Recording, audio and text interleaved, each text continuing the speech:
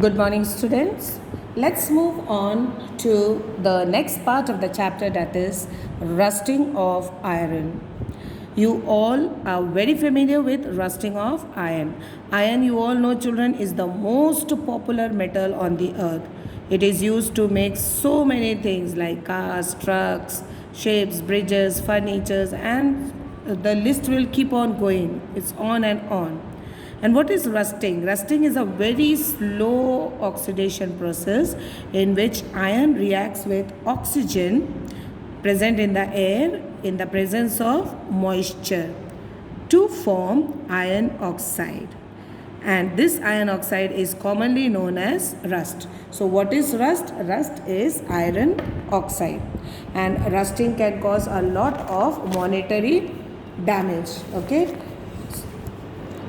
Now, if what happens if continuously objects keep on rusting and rusting? What happens? It makes the iron objects very weak, and then that material will automatically it will get corroded.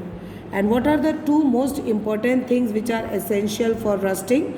The two most important things essential for rusting are oxygen and moisture. Oxygen and moisture are essential for rusting. So iron in the presence of oxygen and water forms Fe2O3, and Fe2O3 is iron oxide, or you can simply say it is rust.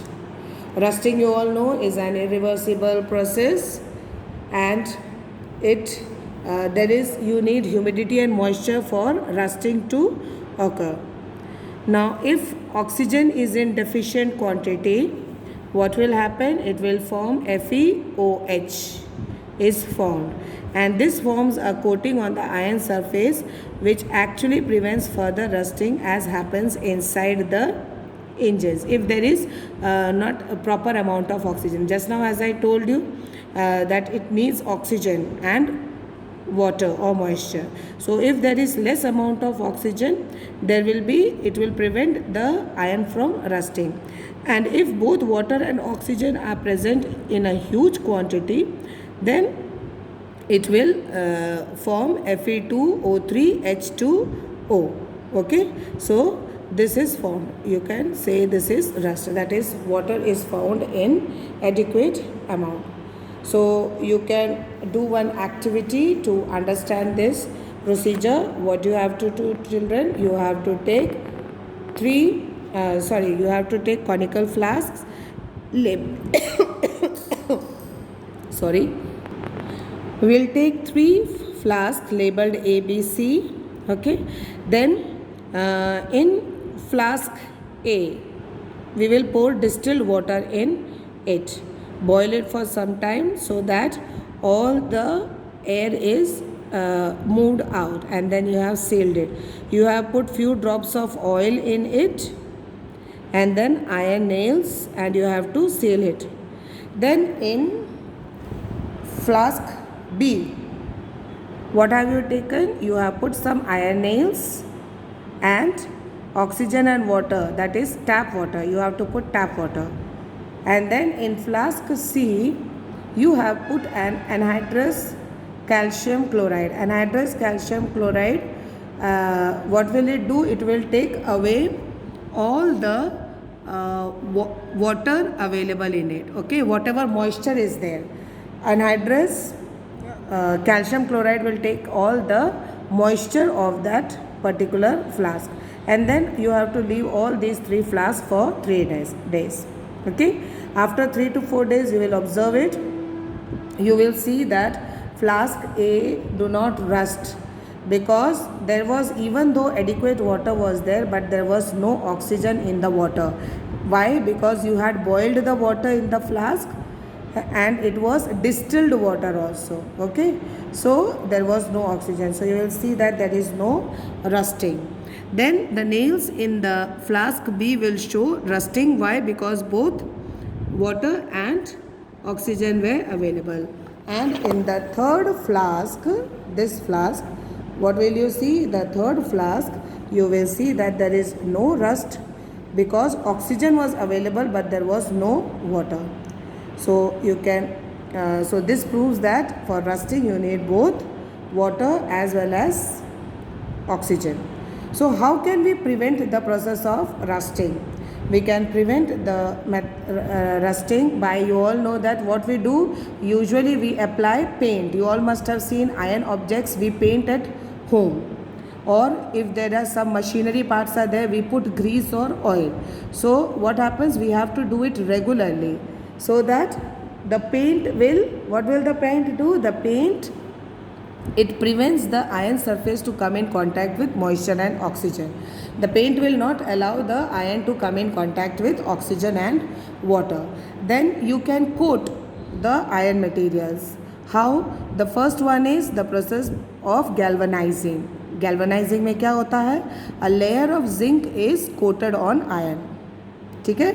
Galvanizing में a layer of zinc is coated on iron. Tinning में molten tin is coated on iron. And alloying में what happens? Two or more metals are mixed in a molten state, यानी पिघलाकर उसको, they are mixed together with each other. For example, children, a very common example of alloying is stainless steel.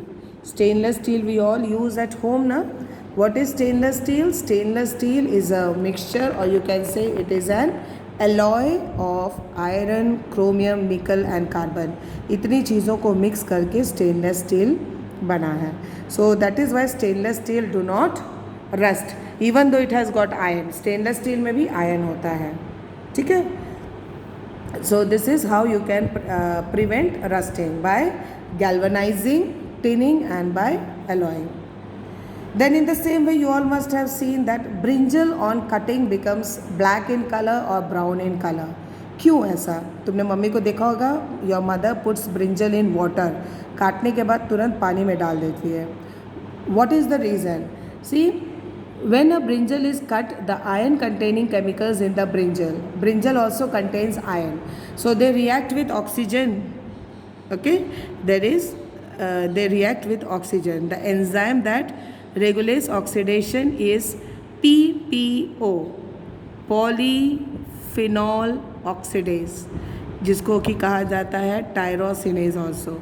Okay, so because of this enzyme, it turns black. And sometimes the same reaction occurs with apples also. Apples turn brown.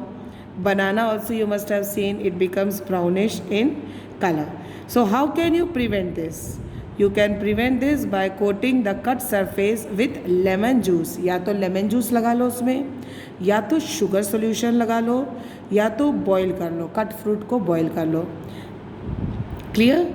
And brinjals, as you all know, they can, but intact from, what does they show? They show oxidation. So they can be put in water. When you put it in water, it will not react with the oxidation. Okay, so this blackening of fruits is a chemical change. There is a chemical change. You cannot again reverse this change. So clear, children? I hope that this much is clear to all of you. And please read the chapter. So for today we will wind up, children. Have a nice day.